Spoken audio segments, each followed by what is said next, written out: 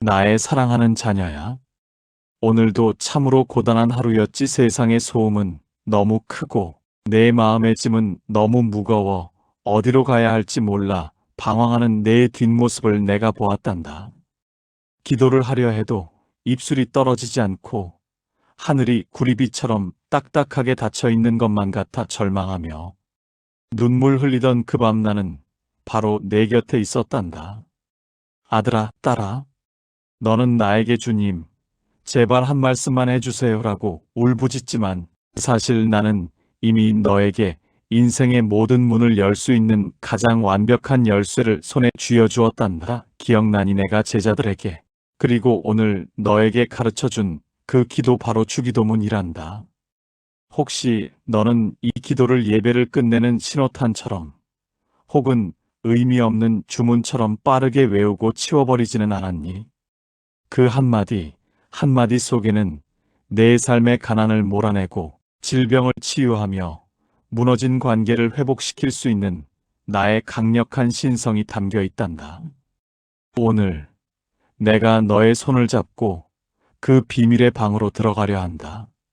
내가 그동안 수없이 반복했던 그 짧은 기도 속에 얼마나 거대한 기적의 폭탄이 숨겨져 있었는지, 이제 마음의 빗장을 풀고 나의 세밀한 음성을 들어보렴. 내가 너를 위해 예비한 기적의 시간, 이제 시작한다. 할렐루야 시청자 그리고 성도 여러분, 방금 주님의 그 따뜻한 음성이 여러분의 심령을 터치하셨습니까? 왜 어떤 사람은 기도할 때마다 기적을 경험하고 어떤 사람은 수십 년을 기도해도 삶의 변화가 없을까요? 그 차이는 바로 기도의 원리를 알고 하느냐 모르고 하느냐에 달려 있습니다. 예수님이 가르쳐 주신 주기도문은 기도의 공식입니다. 이 공식을 따라갈 때 하늘 문이 열립니다. 제7가지 비밀의 문을 아주 깊이 있게 파헤쳐 보겠습니다. 제일 비밀은 하늘에 계신 우리 아버지요. 기도의 시작은 대상에 대한 명확한 인식에서 출발합니다. 여러분, 하나님은 구름 위에 앉아 계신 무서운 재판관이 아닙니다. 예수님은 하나님을 아바 아버지라 부르게 하셨습니다. 여기서 하늘에 계신이라는 말은 장소의 개념이 아닙니다. 그분이 온 우주의 주권자이며 전능하신 통치자라는 뜻입니다. 그리고 우리 아버지라는 말은 그 전능자가 바로 나의 아빠라는 놀라운 선언입니다. 생각해 보십시오. 이건 엄청난 법적 권리입니다. 자녀는 아버지의 재산과 권세에 참여할 권리가 있습니다. 당신이 기도를 시작하며 아버지라고 부르는 순간 당신의 신분은 고아에서 왕의 자녀로 바뀝니다. 기적의 시작은 구걸하는 노예의 마음을 버리고 당당한 자녀의 권세를 회복하는 데 있습니다. 아버지, 제가 왔습니다. 이 한마디에 하늘의 모든 자원이 움직이기 시작한다는 사실을 믿으십시오. 제2비밀 이름이 거룩히 여김을 받으시옵소서. 기적이 일어나지 않는 두 번째 이유는 기도의 목적이 나에게만 고정되어 있기 때문입니다. 주님은 먼저 하나님의 이름이 거룩히 여김을 받도록 기도하라고 하십니다. 이것은 단순히 찬양을 드리라는 뜻을 넘어 내 삶을 통해 하나님의 명예를 높이겠다는 결단입니다. 여러분, 하나님은 자신의 이름이 땅바닥에 떨어지는 것을 원치 않으십니다. 당신이 세상에서 정직하게 살고 고난 중에도 주님을 신뢰하면 하나님의 이름이 거룩해집니다. 그러면 하나님은 어떻게 하실까요? 자신의 이름을 위해서라도 당신을 높이시고 지키십니다. 시편 23편은 말합니다. 자기 이름을 위하여 의의 길로 인도하시는도다. 오늘 당신의 소원을 잠시 내려놓고 주님, 제 삶을 통해 주님의 이름이 빛나게 하소서라고 기도해 보십시오. 하나님께서 당신의 인생을 명품으로 빚으시는 기적을 보게 될 것입니다. 제3비밀은 나라가 임하시옵소서. 이 기도는 당신의 삶의 주도권을 완전히 이양하는 항복 선언입니다. 우리는 늘 내 뜻대로, 내 계획대로 내 인생이라는 작은 나라를 다스리려 합니다. 하지만 내 지혜는 한계가 있고 내 능력은 너무나 미약합니다.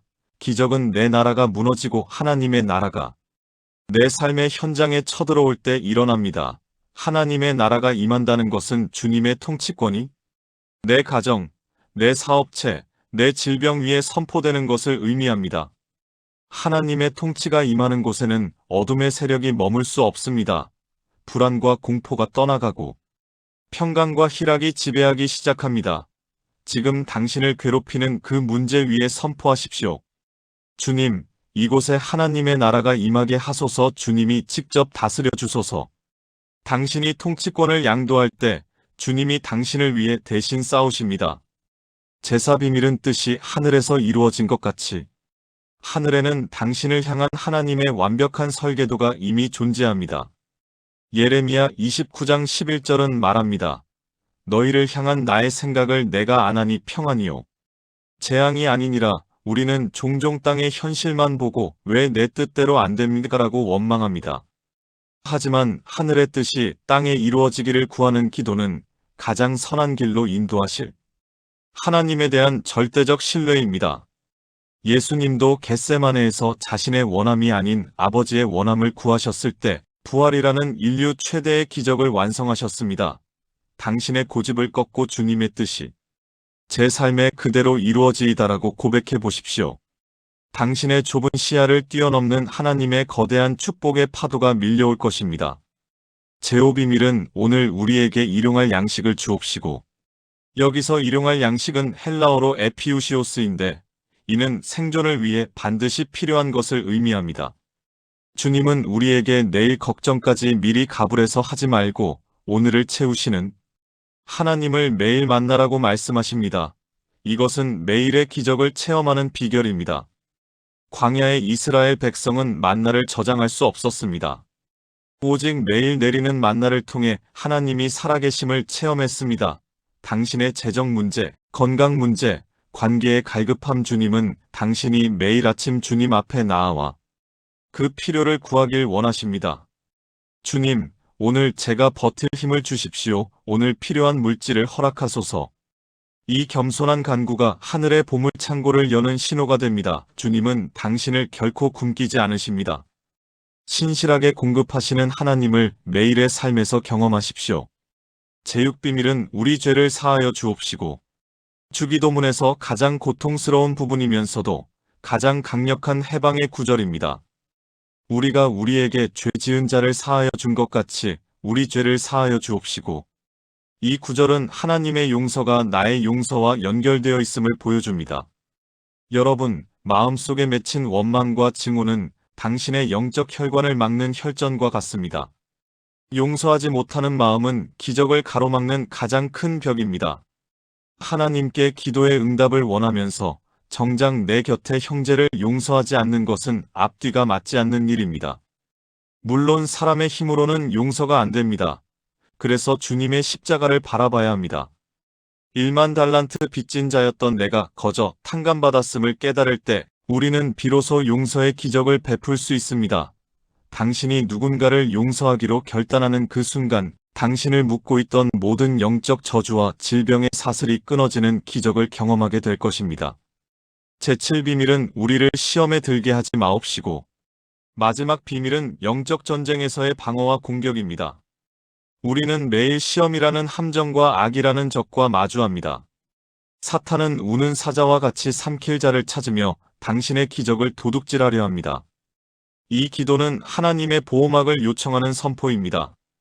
주님, 저는 약합니다. 유혹을 이길 힘이 없습니다.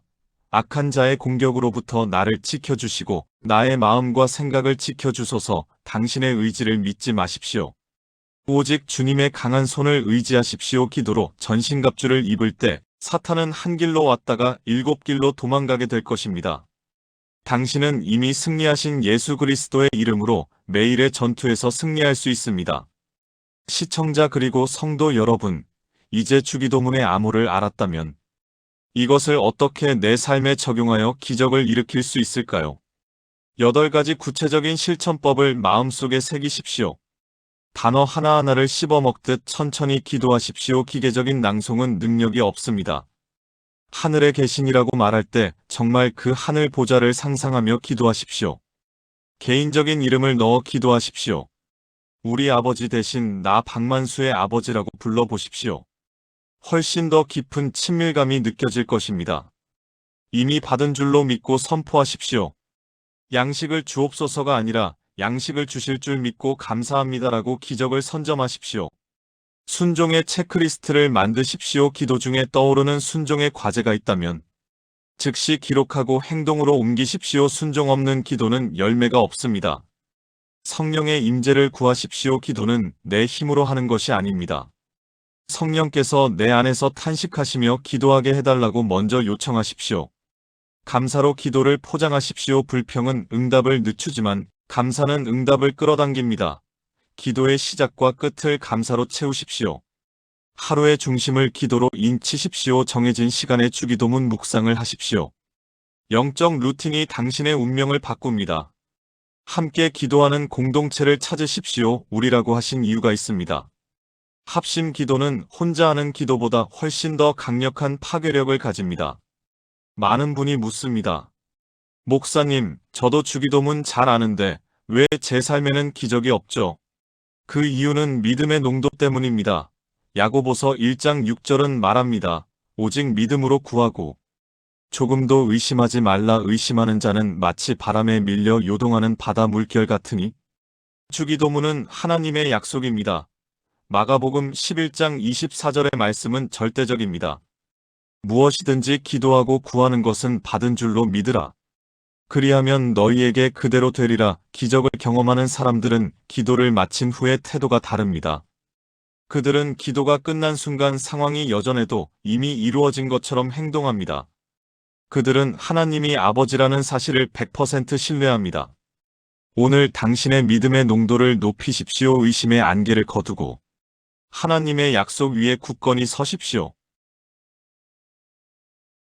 사랑하는 나의 자녀야, 이제 내 마음속에 새로운 소망의 빛이 비치고 있느냐?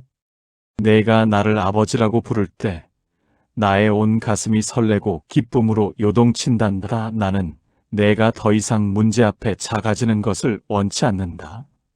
내가 가르쳐준 이 기도는 내가 세상에서 승리자로 살아가기 위한 나의 마지막 선물이었단다.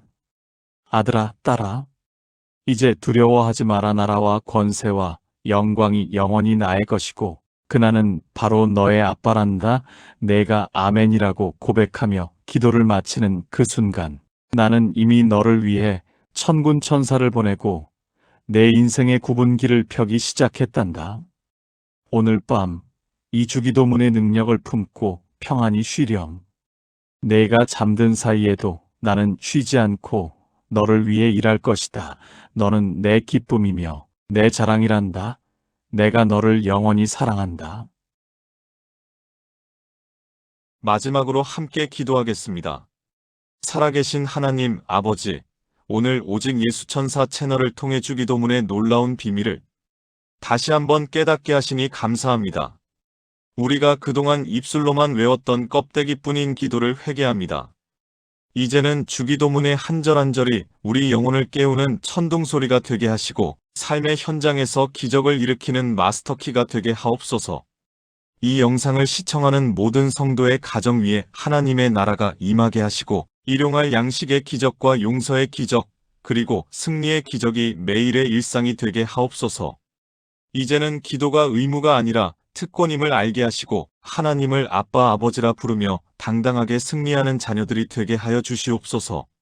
나라와 권세와 영광이 영원히 아버지의 것임을 선포하며 우리를 구원하시고 기도를 가르쳐 주신 우리 주 예수 그리스도의 이름으로 간절히 기도드립니다. 아멘. 사랑하는 여러분, 주기도문으로 당신의 인생을 다시 시작하십시오. 이 영상이 여러분의 영적 성장에 도움이 되셨다면 구독과 좋아요로 마음을 나누어 주세요.